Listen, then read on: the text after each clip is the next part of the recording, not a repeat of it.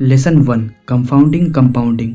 क्या आप जानते हैं वॉरेन बफेट की 84.5 बिलियन की वेल्थ में से 81.5 बिलियन डॉलर्स उनके 65th बर्थडे के बाद आई, जिसका कैलकुलेशन ह्यूमन ब्रेन के लिए इजी नहीं होगा। उन्होंने अपनी वेल्थ कैसे बनाई, इस क्वेश्चन पर 2000 से भी ज्यादा बुक्स लिखी जा चुकी है। उनमें से कई सारी बुक बेहतरीन है, लेकिन ऐसी कुछ ही किताब है जो इस फैक्ट पर ध्यान देती हो कि वॉरेन बफेट की वेल्थ सिर्फ उनके अच्छे इन्वेस्टर होने के कारण नहीं, बल्कि बचपन से एक अच्छे इन्वेस्टर होने के कारण है। अगर उन्होंने 30 की उम्र में इन्वेस्टिंग शुरू की होती तो शायद ही हमने उनका नाम आज सुना होता। जब वे बस 10 साल के थे तब से उन्होंने अपने पैसे को इन्वेस्ट करना शुरू किया था और 30 की उम्र तक उनकी वेल्थ $1 मिलियन हो गई थी। उनकी इन्वेस्टिंग स्किल्स कमाल की है, लेकिन इसमें टाइम एक बहुत बड़ा फैक्टर रहा है और कंपाउंडिंग ऐसे ही काम करती है। बेशक वॉरेन बफेट एक अच्छे इन्वेस्टर है, पर क्या आपको पता है एनुअल रिटर्न्स के मामले में उनसे कई ज्यादा आगे जिम साइमन है, जिनका एनुअल रिटर्न 66% है,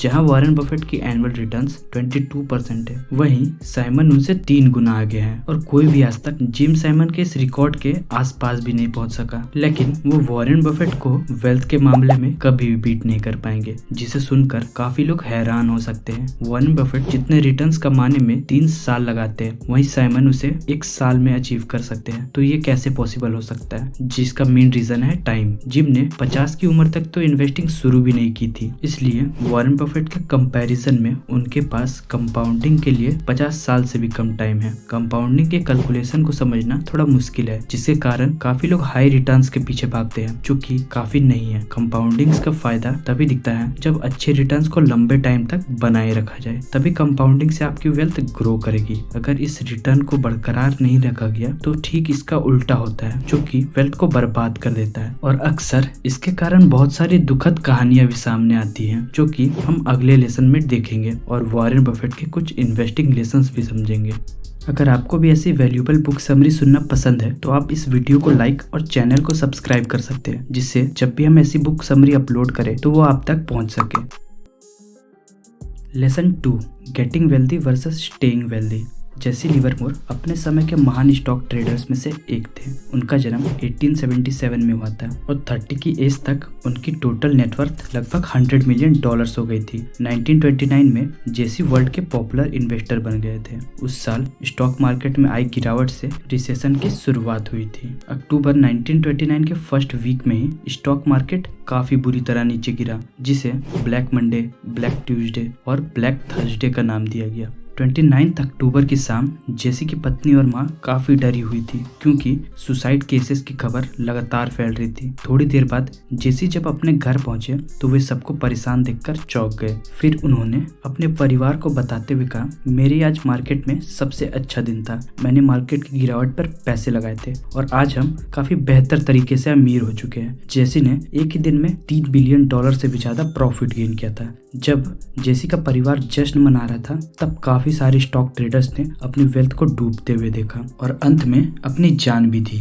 लेकिन अगर हम 4 साल बाद देखें तो जेसी की भी यही कहानी होने वाली थी। अपने 1929 के ट्रेड के बाद जेसी खुद पर काफी ज्यादा कॉन्फिडेंट हो गए थे और उन्होंने काफी बड़े बड़े इन्वेस्टमेंट भी किए, लेकिन इस बार वो गलत साबित हुए, जिससे वो बढ़ते कर्ज में डूबते गए और उन्होंने स्टॉक मार्केट में अपनी सारी वेल्थ गवा दी। 1933 में जेसी बैंकरप्ट होने के बाद कुछ दिनों के लिए गायब भी हो गए थे। कुछ दिनों बाद जेसी वापस तो लौटे, लेकिन अंत में उन्होंने खुद की जान ले ली। जेसी बेशक अमीर बनने में काफी अच्छे रहे, लेकिन अमीर बने रहने में वो उतना ही खराब, जिसके कारण उन्होंने जो कुछ भी कमाया था वो सब कुछ चला गया। जिससे हमें लेसन मिलता है, अमीर बनना और अमीर बने रहना दोनों अलग अलग स्किल्स हैं, जो कि हर किसी के लिए जरूरी है, चाहे आपके पास कम पैसे हो या ज्यादा। अगर आपको पैसे कमाने हैं तो इसके लिए रिस्क लेना होगा और साहस के साथ आगे बढ़ना होगा, लेकिन वहीं अगर आपको अमीर बने रहना है तो आपको इसका अपोजिट करना होगा, यानी कि कैलकुलेटेड रिस्क लेना होगा। हम ये समझने में सालों लगा सकते हैं कि वॉरेन बफेट ने इतने अच्छे रिटर्न्स कैसे कमाए, सबसे सस्ते स्टॉक और अच्छे मैनेजमेंट वाली बेस्ट कंपनियों को कैसे ढूंढा, और ये समझना शायद बहुत मुश्किल भी हो सकता है,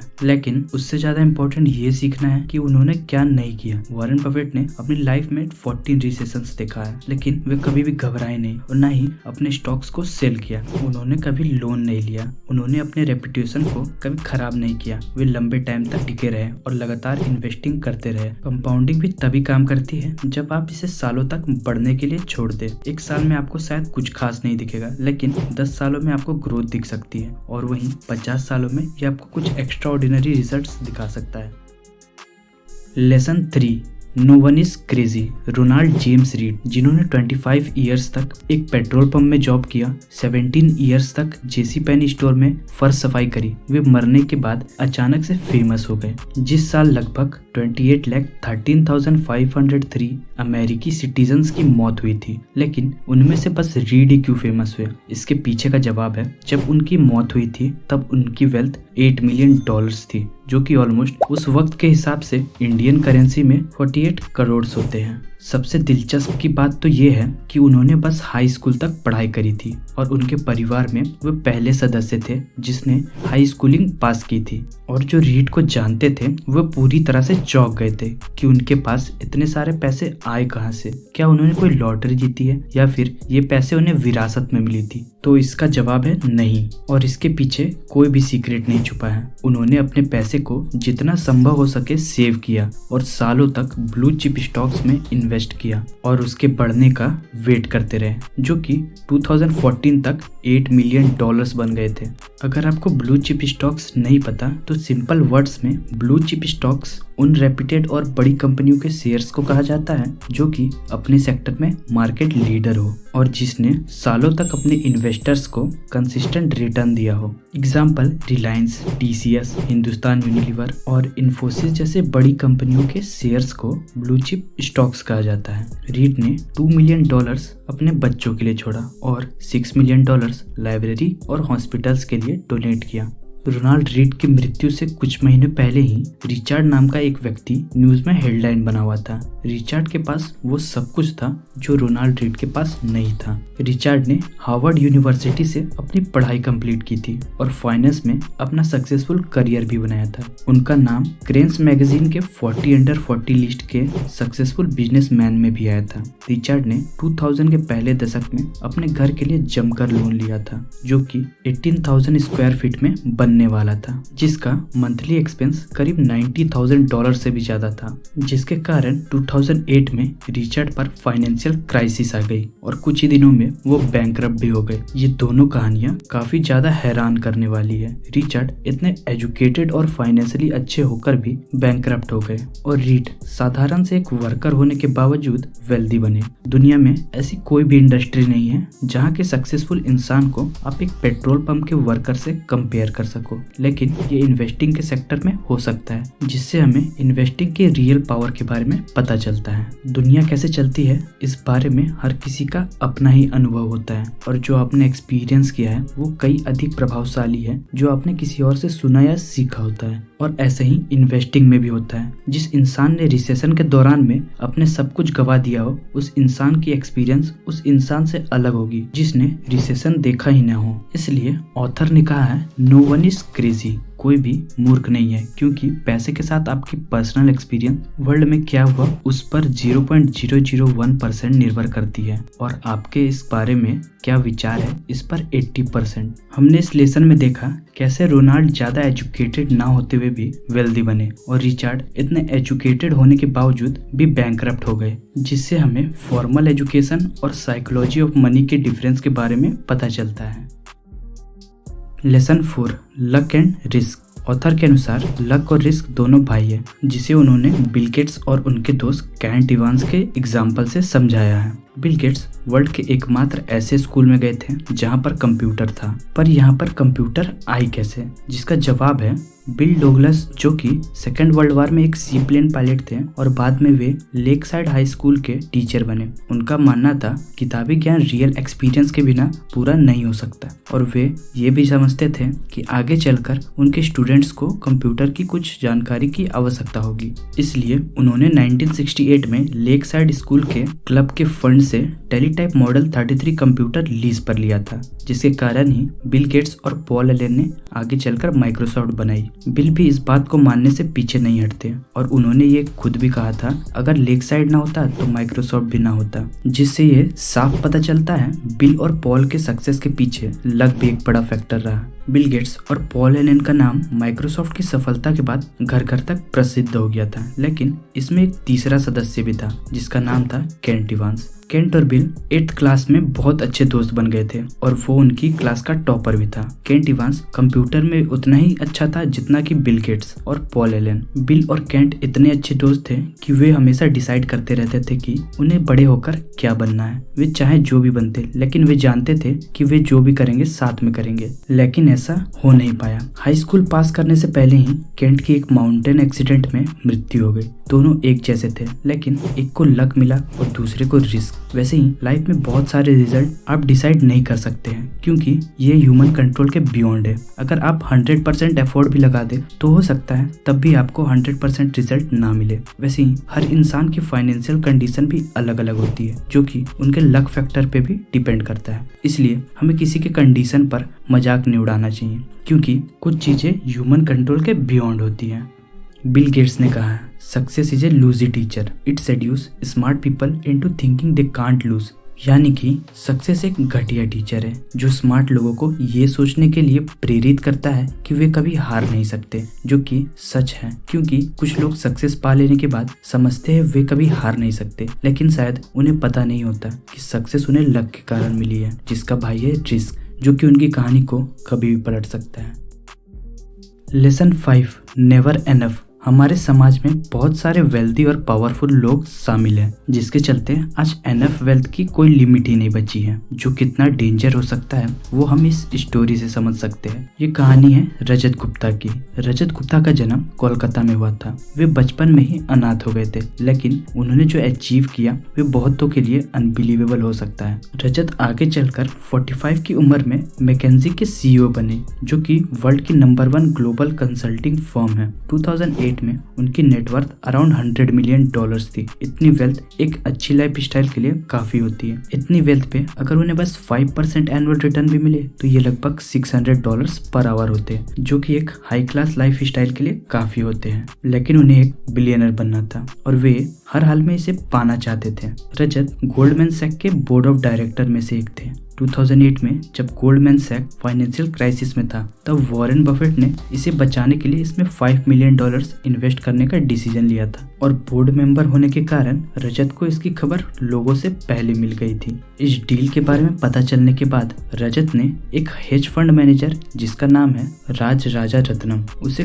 कॉल किया और राज ने गोल्डमैन सैक के 1,75,000 शेयर्स खरीद लिए। कुछ घंटे बाद जब वॉरेन बफेट की इस डील की न्यूज बाहर आई, तभी गोल्डमैन सैक के स्टॉक प्राइस में उछाल आ गई और राज ने $1 मिलियन कमा लिए। इस इनसाइडर ट्रेडिंग के कारण राज और रजत गुप्ता दोनों को जेल जाना पड़ा और दोनों की रेपुटेशन और करियर हमेशा के लिए बर्बाद हो गई। रजत की अधिक पाने की इच्छा ने उसे पूरी तरह से बर्बाद कर दिया। असल में अधिक पाने की इच्छा का कोई मतलब नहीं होता है, क्योंकि और अधिक पा लेने के बाद भी आप फिर से और अधिक पाना चाहोगे, जो कि शायद कभी खत्म ही ना हो पाए। आपके लिए एनएफ की क्या डेफिनेशन है आपको खुद समझना होगा और जिन चीजों से आपकी reputation, freedom, family, friend, love और हैप्पीनेस को नुकसान हो सकता है, वैसे रिस्क लेना बंद करना होगा।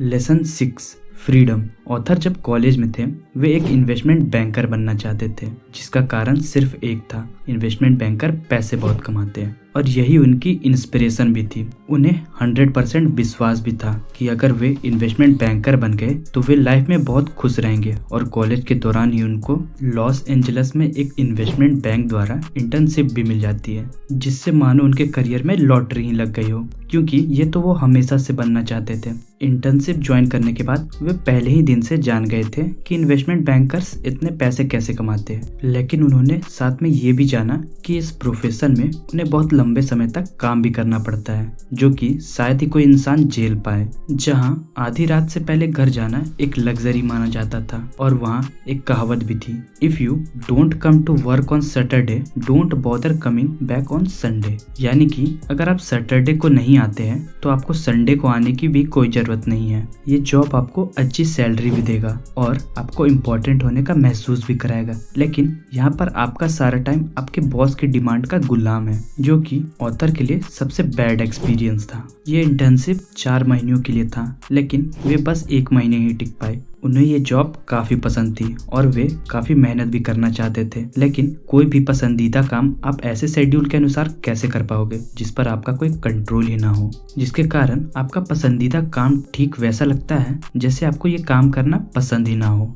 असली वेल्दी इंसान वही लोग होते हैं जो हर सुबह खुद से उठकर कह सके कि मैं आज जो चाहूँ वो कर सकता हूँ। लोग खुशी पाने के लिए वेल्दी बनना चाहते हैं, और अगर आपके पास अपने लाइफ का कंट्रोल ही ना हो तो क्या आप खुश रह सकते हैं? जिसका जवाब है नहीं। इसलिए हमें अपने पैसे को टाइम खरीदने के लिए यूज करना चाहिए, जिसका मतलब है अपने टाइम को बचाने के लिए यूज करना चाहिए, ना कि लग्जरी आइटम्स पर। पैसे का सबसे बड़ा वैल्यू है आपको आपके टाइम पर कंट्रोल और फ्रीडम देना है, जिससे आप जब चाहें जो चाहें वो कर सके जो आप करना चाहते हैं। Lesson 7, man in car paradox. बहुत से लोग सोचते हैं अगर वे अमीर दिखेंगे तो लोग उनकी बहुत ज्यादा रिस्पेक्ट करेंगे, जो कि पूरी तरह से सही नहीं है। चलिए इसे एक प्रैक्टिकल रियल लाइफ एग्जांपल से समझते हैं। क्या आपने कभी कोई लग्जरी कार देखी है? या मान लीजिए वो कार यही है जिसका ओनर इसे ड्राइव कर रहा है।